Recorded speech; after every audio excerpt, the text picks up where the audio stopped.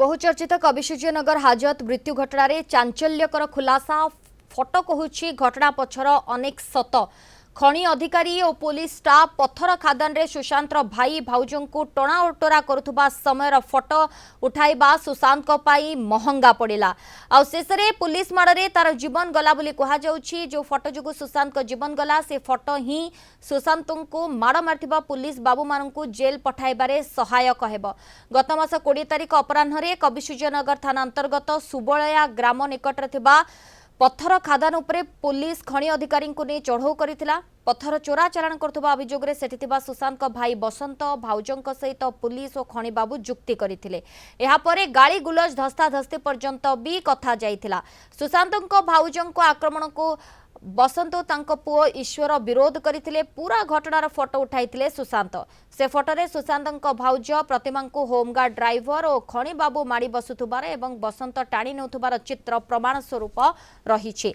ताहा ही सुशांत काल हैला। परे पुलिस धमक चमक करिबारु सरपंच और गाँ सभापति उपस्थिति रे गाँ रे ही 20 तारिख संध्यारे प्रथमे बसंत पुलिस को धरा देला। यापर 25 तारिख में से ढंगरे बसंत पुओ ईश्वर और भाई सुशांत को गाँव उठाई नहीं। 3 जन को पुलिस माड़ मारुला हेले बसंत और ईश्वर को गिरफ्त कर फरवर्ड करथिले भी सुशांत को रखी माड़ मारुला। संपूर्ण गुरुतर हो पड़ा पर घर लोक डाकी सुशांत को 31 तारिख सकाळे सुस्थ अवस्था आनीलु एवं संध्यार सुस्थ अवस्था छाड़देलु बोली अंडरटेकिंग लेखाई। परिवार लोक सुशांत को राति आस्का और एमकेसीजी मेडिकल आनी भी तांकर मृत्यु घटी।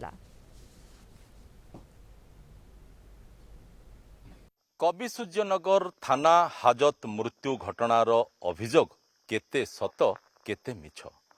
पत्थर कुआरीर कथा को नहीं सृष्टि होइथिबा कथा केते सत केते मिछ ताहा जानिबा पई सुबुलिया गाँ निकटरे थिबा सेई पत्थर कुआरी ग्राउंड जीरो रे आमे आसी पहुंचीचु। एठु देखिले ताहा स्पष्ट प्रमाणित होची ये दिने कि मासकर कथा नुह। वर्ष वर्ष धरी एठी बेआईन भावे पत्थर उत्तोलन करा जाउथला। केउ माने एथिरे संपृक्त थिले सीए तो भिन्न प्रसंग। पुलिस गत 20 तारिख दिन कविसूर्यनगर थाना रे जो एफआईआर से माने दाखल करिसंती कविसूर्यनगर थानार अधिकारी माने सेही एफआईआर अनेक किछि कथा कहूची अनेक किछि सत अनेक किछि मिछर मध्य उन्मोचन करछि। आउ सेदिन घटनास्थल रे उठा जाइतिबा फोटो मध्य अनेक किछि कथा कहूची। आमे प्रथमे से फोटो आरंभ करिबा। जो फोटो रे आमे देखुचे जे कविसूर्यनगर जने जूनियर माइनिंग ऑफिसर घटनास्थल रे अछंती। आउ एहा सहित बसंत आउ प्रतिमा जो मानकु कि पुलिस अपराधी रूपे दर्शाई जे से माने बेआईन भावे खनि उत्तोलन करुथिले एठी पत्थर उत्तोलन करुथिले।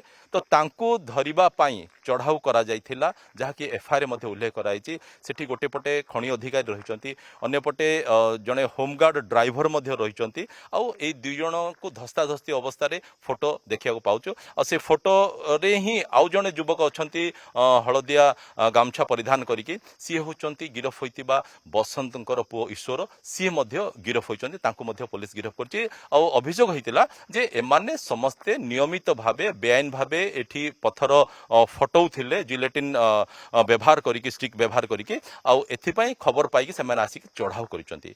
तबे एठी कथा उठुची सुशांतर दोष कोठे रहिला। तो अन्यपटे 20 तारिख अपराह्न रे घटना घटिची। वर्तमान टिके एफआईआर को आसीबा। एफआईआर उल्लेख कराइछि जे संध्या बेल समय कथा किंतु फोटो कहूची खरा बेलर कथा कारण फोटो रे स्पष्ट भावे दिबा आलोक रे से फोटो उठाइछि ताहा प्रमाणित होची। अन्यपटे सेठी एफआईआर मध्ये लेखाइछि जे जो खबर पाइला पर माने चढ़ाऊ करिया आछंती आ समस्ते यूनिफॉर्म परिधान करिसंती किंतु होमगार्ड ड्राइवर बाबू जनक साधा पोशाक रे थिले। तो ईश्वर को धरिले ठीक अछि। परवर्ती समय रे बसंत को मध्ये धरिसंती। परवर्ती समय रे तांको मध्ये निर्यातना दिया थवा कथा मध्ये सामना को आसुची। तापर 25 तारिख दिन ईश्वर आ सुशांत को मध्ये सेही ढंगरे से माने गाँ रु आसिके उठेई नैचंती। किंतु कथा ला बसंत को ईश्वर को से माने कोर्ट फॉरवर्ड कर देले गिरफ करके। किंतु सुशांत को काहेकि रखिथिले थाना रे एते दिन धरी काहेकि रखिथिले काहेकि ताको माड़ मारुथिले ये माड़ मारिया कथा आमे कहूनाहु कि पुलिस कहूनांती तार शरीर रो स्थाने स्थाने जो प्रकार चिन्ह होईची ତାହା ହିଁ କହୁଛି ସୂଚାଉଛି ଆଉ ଏଫଏମଟି ର ଯୋଉ ପୋଷ୍ଟମର୍ଟମ ର ଯୋଉ ରିପୋର୍ଟ ଆସିଛି ତାହା ହିଁ ସୂଚାଉଛି ଯେ ତାଙ୍କୁ ଅକଥନୀୟ ଭାବେ ମାଡ଼ ମରାଯାଇଥିଲା ଆଉ ମାଡ଼ ସହି ନ ପାରି ପରବର୍ତ୍ତୀ ସମୟରେ ତାଙ୍କର ମୃତ୍ୟୁ ଘଟିଥିଲା। ତ ଏବେ ଯୋଉ ଏଚଆରପିସି ଟିମ୍ ଅର୍ଥାତ୍ ମାନବାଧିକାର ସୁରକ୍ଷା କମିଶନର ଯୋଉ ଟିମ୍ ଆସିଛନ୍ତି ସେମାନେ ବର୍ତ୍ତମାନ ତନ୍ନ ତନ୍ନ କରି ସବୁ ଦିଗ ଉପରେ ତଦନ୍ତ କରୁଛନ୍ତି। ତାଙ୍କ ପରିବାର ଲୋକଙ୍କ ଠାରୁ ବୟାନ ନେଇଛନ୍ତି। ଘଟଣାସ୍ଥଳକୁ ମଧ୍ୟ ଆସିକି ସେମାନେ ହୁଏତ ତଦନ୍ତ କରିବେ। ସେ ଫଟୋ ମଧ୍ୟ ତାଙ୍କ ପାଖରେ ପହଞ୍ଚିଛି ଯାହାକି କଳିଙ୍ଗ ଟିଭି ହାତରେ ମଧ୍ୟ ଲାଗିଛି। ସେ ଫଟୋ ତ ଅନେକ କିଛି କଥା କହୁଛି ତାକୁ ମଧ୍ୟ ବୋଧହୁଏ ସେମାନେ ତଦନ୍ତ କରିବେ। ଆଉ ଏହାପରେ ଯୋଉ ପୋଲିସ ଅଧିକାରୀ ମାନେ ଥିଲେ ପୋଲିସ କର୍ମଚାରୀ ମାନେ ଥିଲେ ଯୋଉମାନେ ନିଲମ୍ବନ ହୋଇସାରିଛନ୍ତି ଯୋଉମାନେ ବଦଳି ହୋଇସାରିଛନ୍ତି ତାଙ୍କୁ ମଧ୍ୟ ଡାକିକି ପଚରା ଉଚରା କରିବେ। ସୁବଳିଆ ଗ୍ରାମରୁ କ୍ୟାମ୍ପ ପର୍ସନ ରବୀନ୍ଦ୍ରନାଥ ବେହେରାଙ୍କ ସହ ପ୍ରକାଶ ପଟ୍ଟନାୟକ କଳିଙ୍ଗ ଟିଭି।